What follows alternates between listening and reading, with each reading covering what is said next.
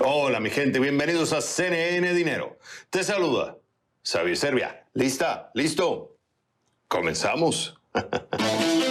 Mientras muchos salen de California y Nueva York buscando lugares como Texas y la Florida, algunos ven en Miami al próximo Silicon Valley. Por eso pregunto, ¿puede Miami ser el próximo Silicon Valley? ¿O esto es puro bombo publicitario? Lo discutimos.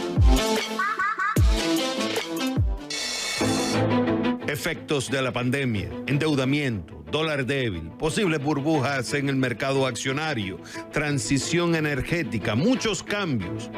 ¿Pero qué le espera a la región de América Latina en el 2021? Lo vemos. La criptomoneda más popular, el Bitcoin, sigue gozando de un buen momento. Ya algunos hablan de que es una amenaza para la hegemonía del dólar. Pero pregunto, ¿será? ¿O se está exagerando? Lo analizamos. ¿Deberías prestar tu número de seguro social para que un amigo, familiar o conocido saquen una hipoteca en Estados Unidos? En un nuevo Dime Xavier te cuento cuáles son los riesgos legales y financieros que tomas al prestar tu número de seguro social o incluso ser garante en la hipoteca de otra persona.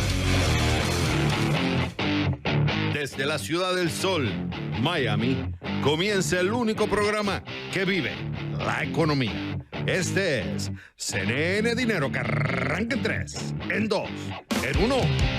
¡Vámonos!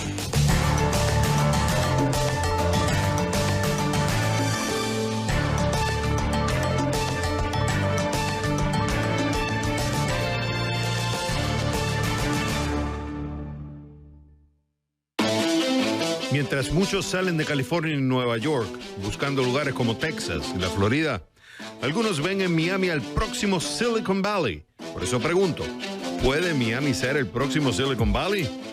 ¿O esto es puro bombo publicitario? Lo discutimos. Primero, pongamos esto en contexto. ¿Qué está pasando? Mucha gente se mudó de estados como Nueva York y California durante el 2020 y se espera que el patrón continúe en el 2021. Las razones, según algunos expertos, son el aumento del teletrabajo, el costo de vida, las tasas de impuesto y hasta el clima político.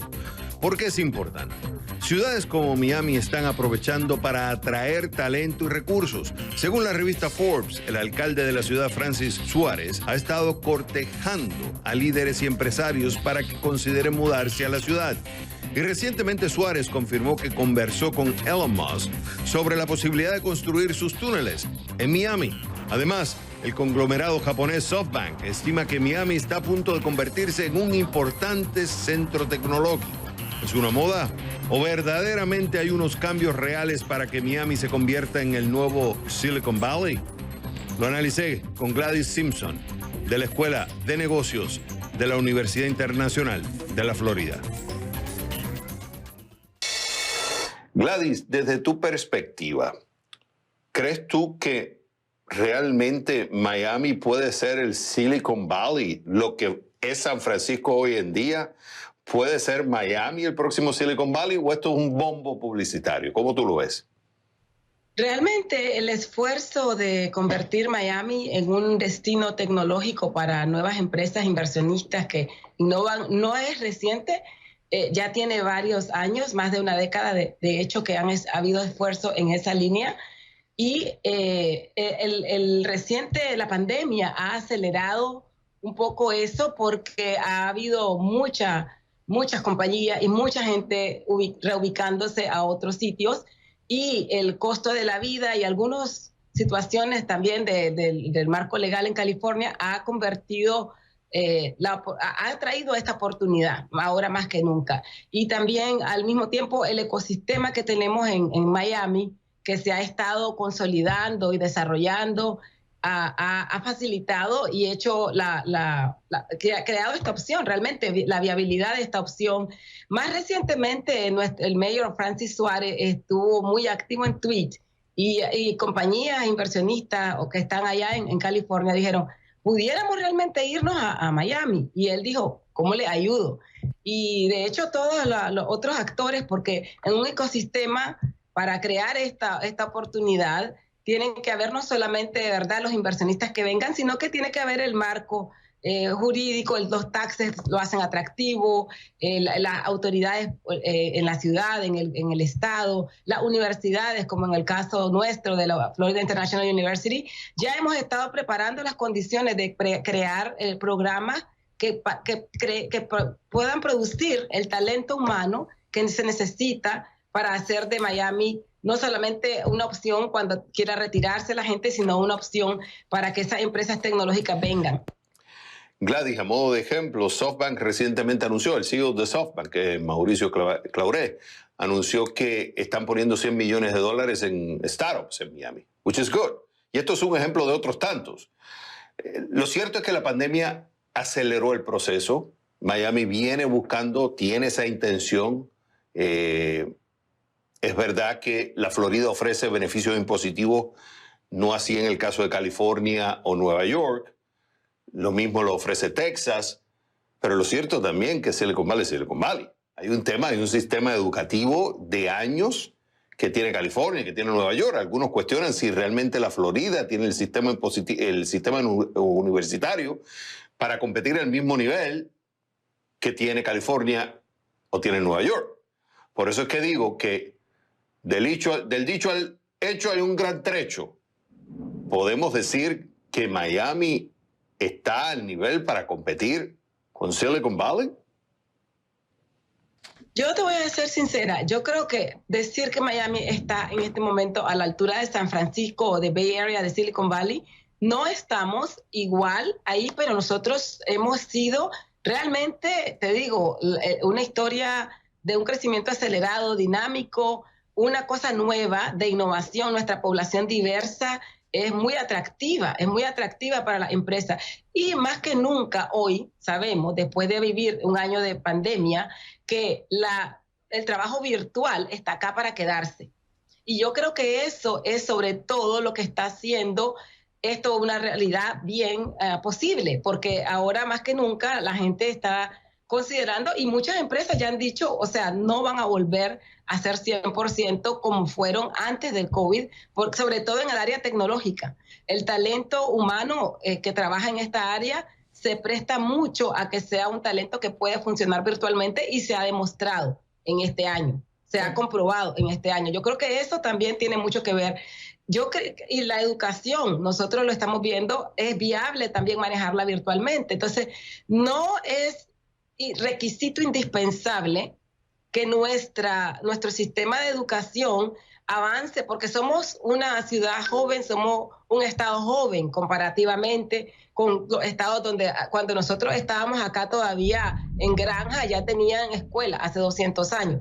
Y entonces obviamente ese tiempo le ha dado una ventaja que nos ha tomado tiempo llegar ahí. Nosotros, incluso en FIU, a pesar que somos una universidad súper joven, ya hemos logrado, y parte de nuestra visión de Nuevo Horizonte 2025 es llegar a estar top 50, pero ya hemos logrado que muchos de nuestros programas estén top 100 y catch up, tú sabes, tratar de alcanzar a estos otros con todo lo que tenemos. Pero sí sabemos y estamos viendo que es posible hoy más que nunca competir, porque la posibilidad de hacerlo virtualmente está acá y ya todo el mundo ha tenido obligatoriamente que usarla. Entonces, por eso ya tú has visto compañías como Google y otras que le han dicho a los empleados, ok, pueden seguir trabajando remoto de por vida. Otra cosa que también es importante señalar es que las autoridades en el estado y en la ciudad están como que creando las condiciones, porque incluso a nivel de high school se están creando programas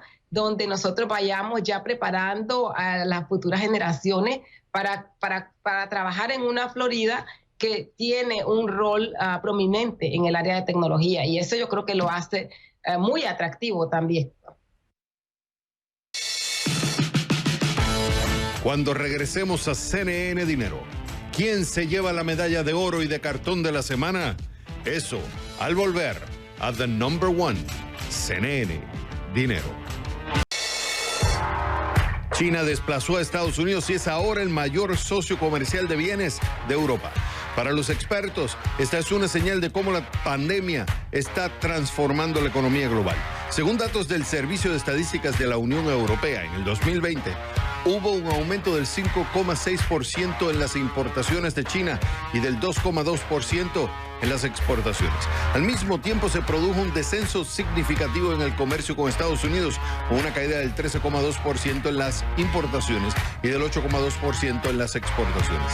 El valor global del comercio de bienes entre la Unión Europea y China el año pasado fue de unos 706.000 millones de dólares. Esto es 37.000 millones de dólares más que el intercambio entre Europa y Estados Unidos. ¿Y quién gana esta semana? Chevron. ¿Por qué? Porque recibe una inyección de capital de Warren Buffett. ¿Qué pasó? Berkshire Hathaway, el fondo de inversión que lidera el multimillonario Warren Buffett, dio a conocer esta semana que invirtió unos 4.100 millones de dólares en Chevron, la segunda empresa petrolera más grande de Estados Unidos. La noticia tomó por sorpresa a algunos inversores que dudan cada vez más de tener acciones de empresas de petróleo y gas justo cuando se busca limitar las emisiones contaminantes y la transición hacia fuentes de energía renovables cobran fuerza. Las acciones de Chevron cayeron en marzo del 2020 a su nivel más bajo desde el 2006, cuando la pandemia desplomó los precios del petróleo y no se han recuperado por completo. La petrolera registró una pérdida neta de 5.500 millones de dólares el año pasado. Con esto, Buffett apunta a que la demanda de petróleo se recupere tras la pandemia del COVID-19 y se mantenga elevada durante las próximas décadas. A favor, tiene que los precios del petróleo en Estados Unidos volvieron a subir por encima de los $60 por barril esta semana por primera vez desde enero del 2020. Pero no sabemos si esto será una tendencia estable con la creciente presión política por las energías renovables. Por el momento, y tras haber recibido una buena inyección de capital de Buffett, Chevron se lleva esta semana la medalla de oro de CNN Dinero. ¿Y quién pierde esta semana? Citibank. ¿Por qué? Envió 500 millones de dólares por error y no lo puede recuperar. ¡Ups! ¿Qué pasó? Un juez de la Corte de Distrito de Estados Unidos le dijo: lo siento, pero si no te diste cuenta del error, los prestamistas no están obligados a devolverte los 500 millones de dólares. Resulta que el Banco de Nueva York actuaba como agente de préstamos de la firma de cosméticos Revlon y quería enviar unos 8 millones de dólares para pagar intereses. En cambio, transfirió casi 100 veces esa cantidad, es decir, unos 900 millones de dólares. Algunos prestamistas devolvieron el dinero, pero otros no. Entonces Citibank presentó una demanda en agosto buscando la devolución del faltante, unos 500 millones de dólares. Pero los prestamistas le respondieron que no devolverían el dinero porque pensaron que le estaban transfiriendo pagos anticipados de un préstamo. Ahí está la clave. Y el juez les dio la razón, basándose en una regla de Nueva York conocida como Discharge for Value Defense, que dice que el beneficiario tiene derecho a quedarse con el dinero si no sabía que se transfirió accidentalmente. Citibank dijo que apelará la decisión, pero por este revés judicial que no le permite recuperar esos 500 millones de dólares enviados por error, Citibank se lleva esta semana la medalla de cartón de CNN Dinero.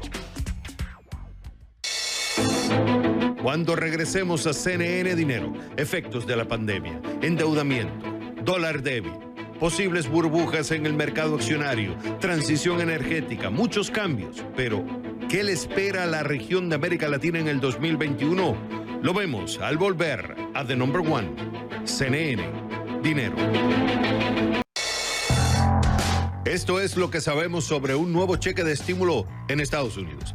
El plan de estímulo de 1,9 billones de dólares propuesto por el presidente Joe Biden avanza en la Cámara de Representantes de Estados Unidos. El paquete incluye pagos directos de hasta $1,400 por persona y una familia de 4 miembros podría recibir hasta $5,600. Las personas que ganen menos de $75,000 al año y los matrimonios que ganen menos de $150,000 recibirán la cantidad completa. Sin embargo, No todos los que hayan recibido un cheque de estímulo anterior podrán acogerse a esta ronda. Los pagos se reducirán de manera progresiva y se eliminarán por completo para quienes ganen más de $100,000 y para familias que ganen más de $200,000. El pago, además, se calculará con base en los ingresos de 2019 o 2020. Efectos de la pandemia, endeudamiento, dólar débil, posibles burbujas en el mercado accionario, transición energética, muchos cambios. ¿Pero qué le espera a la región de América Latina en el 2021? Lo vemos. Axel, primero, ¿cuáles son las expectativas que ustedes tienen para América Latina desde el punto de vista del mercado de capitales y la economía en general? ¿Qué están viendo ustedes en el 2021? Bueno, Javier, tenemos una perspectiva positiva en general para los mercados emergentes, aunque siempre desde una óptica muy selectiva. Reconocemos que hay diferencias, las habían antes de entrar a la pandemia. La pandemia ciertamente abrió esas diferencias, incluso en el camino de salida. Estamos viendo que la dispersión aumenta, vemos algunas oportunidades, pero estamos también atentos que hay crecientes riesgos en la región que tenemos que abordar como inversionistas. Si lo viéramos como sectores, ¿cuáles serían esos sectores que están viendo ustedes como oportunidades y cuáles son aquellos que están viendo como riesgo? Bueno, vemos como un factor muy importante para mercado emergente en general ha sido la delantera que trae China con respecto a su recuperación. Y aquellos sectores que están mejor sincronizados con esa recuperación, materias primas, en general los países que traen mayor tipo de comercio con Asia y China en particular, los vemos más adelantados y precisamente ahí las oportunidades, aquellos países o aquellos sectores que están más anclados en la recuperación doméstica es donde vemos un poco más de rezago en cuanto a las oportunidades. En el caso de, sabes que ya de por sí varios países, no vamos a entrar específicamente en ellos, pero tenían problemas fiscales. O sea, ya venían enfrentando problemas fiscales, venían enfrentando problemas con la desaceleración económica china, que muchos de ellos dependían de la economía china, y le sumas ahora la pandemia, donde los obliga a endeudarse aún más. ¿Cómo ustedes suman en la ecuación este efecto de la pandemia, la bajada de interés que por un lado motiva el flujo de fondos a la región, porque entonces al tener un dólar débil buscan las economías emergentes, pero a la vez es un riesgo porque estás incrementando la cantidad de dólares que ante una subida de la tasa de interés o un problema en la economía norteamericana, eso puede tener un efecto negativo? ¿Cómo ustedes están viendo eso?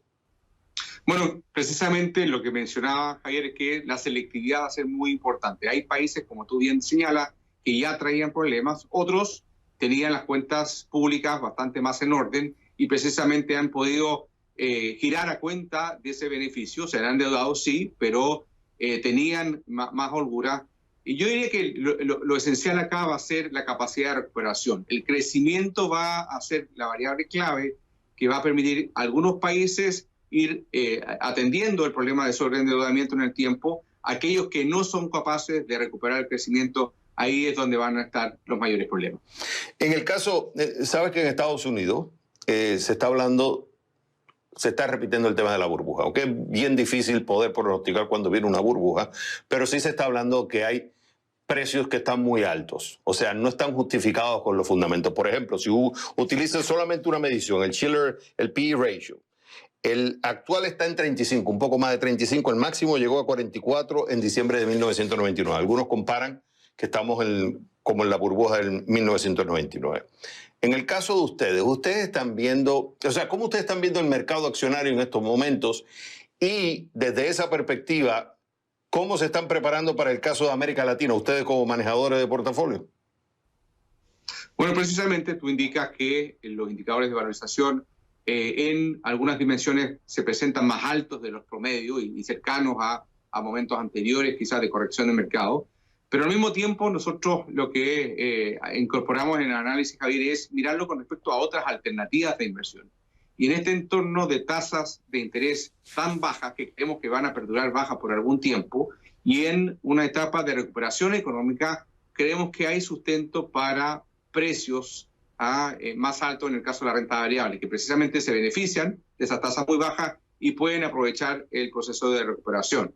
Ahora, dicho eso, hay que nuevamente acá ser muy selectivos. Habrán algunas empresas que puedan efectivamente mostrar ese crecimiento y otras que suben un poco con la marea de todos, pero una vez que esa marea esté puesta a prueba, ahí veremos que efectivamente los fundamentos están detrás de los precios. Ok, Axel. Luego, selectividad es clave. Ok, tú dices selectividad. Ejemplo, digamos, tú manejas portafolio, o sea, ustedes manejan miles de millones de dólares en dinero de pensiones. Si yo estoy observando y digo, espérate, algunos me hablan de invertir en mercados emergentes, pero escucho a un líder de BlackRock diciéndome hay que ser selectivo, no, hay que discriminar, no puedes ponerlo en todos. ¿Cómo discrimino? ¿Cuáles son esos sectores? Al menos no me puedes hablar de compañías, entiendo, por una cuestión fiduciaria, pero hay sectores donde tú puedas decir estos indican más oportunidades, estos indican más peligro, para al menos decir, bueno, déjame empezar a discriminar. Bueno, Javier, creemos que la pandemia ha puesto de relieve algunas tendencias que ya venían en curso, pero que COVID, por decirlo así, las aceleró. Hemos visto cambios profundos en el negocio de retail, todo lo que significa la inversión, que ahora muchas empresas van a tener que incurrir para permitir el trabajo remoto, y también áreas, por ejemplo, ligadas a la inversión sustentable, energías limpias, donde creemos que va a haber oportunidades muy importantes. Entonces, la selectividad nos está llevando a mirar qué oportunidades, esos cambios profundos que está dejando la pandemia se nos presenta como inversionistas. Hay oportunidades, hay trabajo que hacer para identificarlas, pero por cierto las hay. En el caso de la transición a la energía renovable, yo sé que ustedes en BlackRock están haciendo una transición considerable, incluso el jefe de ustedes ya lo expresó claramente. Esa transición, en el caso de América Latina, ¿qué impacto va a tener? Porque muchas de las economías de la región dependen del ingreso que produce digamos, los fósiles, la energía tradicional. O sea, ¿qué efecto proyectan ustedes desde el punto de vista de ese cambio de transición? Porque están moviendo la plata de un sector a otro. Bueno, precisamente hay en la región algunas áreas, algunos sectores que van a haber desafíos considerables, ciertamente los ligados a hidrocarburos. Al mismo tiempo hay en la región sectores mucho más ligados a la transición hacia fuentes de energía más limpias. Tenemos, por ejemplo, varias oportunidades de parques solares, por ejemplo, parques eólicos. Hay, por ejemplo, materias primas ligadas a baterías, que son más abundantes en América Latina que en otras regiones del mundo. Así que, si bien es cierto, hay algunos países que presentarán mayores desafíos, y habrá como inversionistas que tendremos que buscar la manera de acompañarlos en transitar a generaciones digamos, de ingresos más sustentables, incluyendo medioambiental. Pero en la región existen abundantes oportunidades precisamente que se hacen muy atractivas en esta transición que tú mencionas, Javier. Y nuestro presidente, Larry Fink, así lo ha hecho ver en una reciente carta a los directores de las principales compañías en las cuales invierte BlackRock. Me quedan 30 segundos, Axel. Cuando hablas, por ejemplo, de las energías renovables, verlo de forma vertical desde la materia prima, quiénes van a producir las baterías, o los software encargados de que ayuden a producir esa energía eléctrica, etcétera, etcétera. O sea, ustedes están separando el sector por subsectores, si entiendo correctamente. Exacto. Efectivamente hay partes en las primeras etapas, si tú quieres, más ligadas a materias primas, y el desafío de América Latina es ir agregando valor en lo que tú señalas más en tecnología, en software, etcétera. Ahí está el desafío que creemos que también presenta oportunidades en la región. Axel, fue un gusto haberte tenido en el programa. El gusto es mío. Cuando regresemos a CNN Dinero, deberías prestar tu número de seguro social para que un amigo, un familiar o un conocido saquen una hipoteca en Estados Unidos. En un nuevo Dime Xavier te cuento cuáles son los riesgos legales y financieros que tomas al prestar tu número de seguro social o incluso ser garante en la hipoteca de otra persona. Al volver a The Number One, CNN Dinero. En Estados Unidos, un grupo de empresas y organizaciones sin ánimo de lucro se están uniendo para hacer frente a la pandemia. Son 5 grupos entre los que se encuentran el Ad Council, la Fundación CDC y la Business Roundtable. Su nueva asociación ha sido denominada Health Action Alliance y tiene como objetivo ayudar a las empresas de todos los tamaños a mejorar la salud de los empleados y de las comunidades. ¿Y cómo hacerlo? Estos aliados aseguran que promoviendo la prevención del COVID-19 y la educación sobre las vacunas. Para ello, la alianza destinará recursos para el desarrollo de políticas de vacunación y programas de educación, así como eventos virtuales con expertos. Entre las aproximadamente 2 docenas de empresas que participan se encuentran Amazon, Apple, Viacom CBS, Target y Verizon.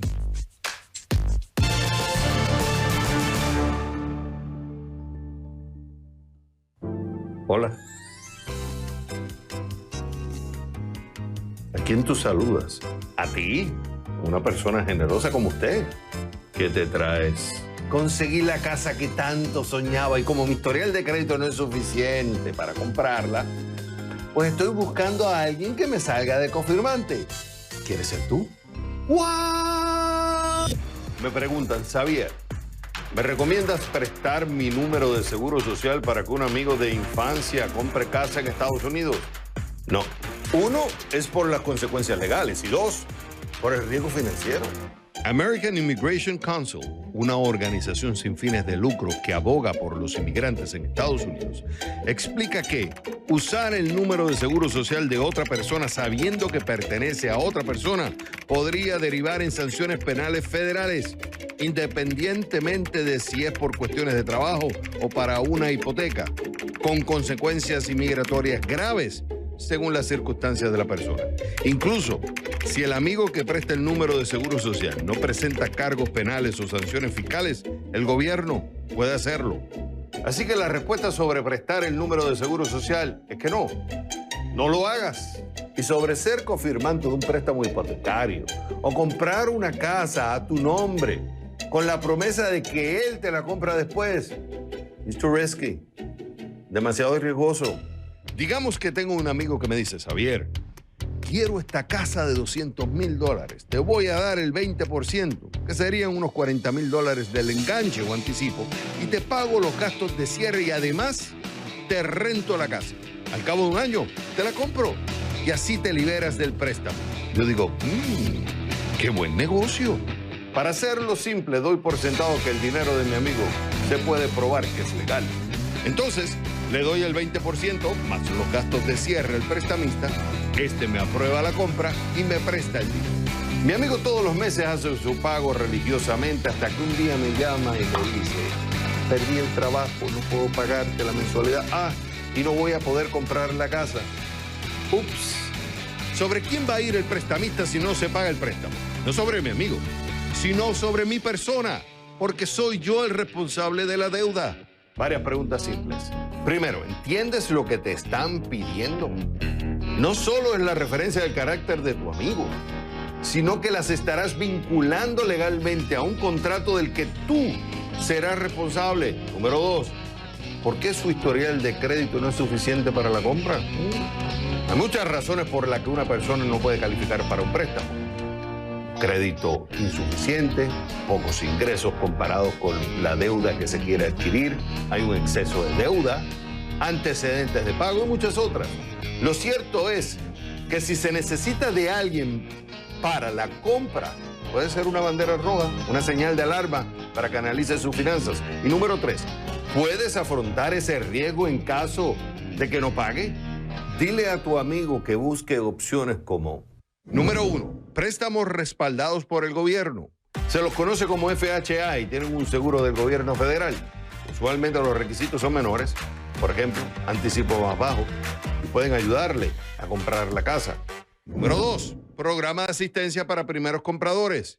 Si esta es la primera vez que compra una vivienda, puede calificar para este programa de asistencia. Puedes encontrar más información en el sitio de web del Departamento de Vivienda y Desarrollo Urbano de Estados Unidos. Número 3, ofrece un bien colateral. Hay prestamistas que aceptan algún otro tipo de bien, como por ejemplo un vehículo, un negocio, efectivo, lo que puedan darle como garantía. Número 4, prestamistas especializados. Otra opción es buscar un prestamista que se especialice en clientes que no califican para préstamos regulares. Posiblemente el interés será mayor, pero puede terminar por comprarlo. la propiedad. Mi gente, pedir un favor, podemos pedir un favor, pero hay favores y favores. Antes de hacerlo, tengamos en cuenta las consecuencias para la otra persona. Porque si el riesgo es mucho, lo que podemos hacer es arrastrar al otro al lodo financiero. No good.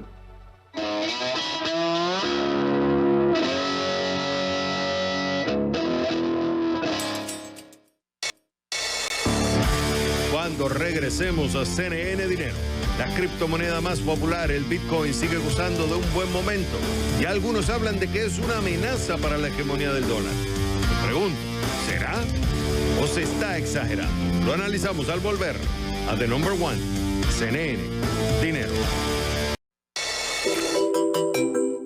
En medio de la mayor campaña de vacunación en la historia de Estados Unidos, Apple hace cambios en uno de sus emojis que se relaciona con temas de salud. Es la imagen de la jeringa, que ha sido retocada y que en su nuevo diseño ha eliminado las gotas de sangre que tenía. Aunque Apple ha declinado dar detalles sobre el cambio, expertos aseguran que la intención es hacer el emoji menos gráfico, en especial en época de vacunación, y más apropiado para representar la vacuna COVID-19. La jeringa de Apple rediseñada es parte de la versión beta del sistema operativo iOS 14.5.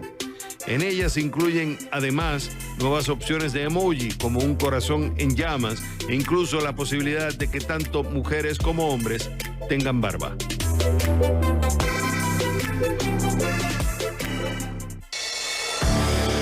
La criptomoneda más popular, el Bitcoin, sigue gozando de un buen momento. Ya algunos hablan de que es una amenaza para la hegemonía del dólar. Pero pregunto, ¿será o se está exagerando?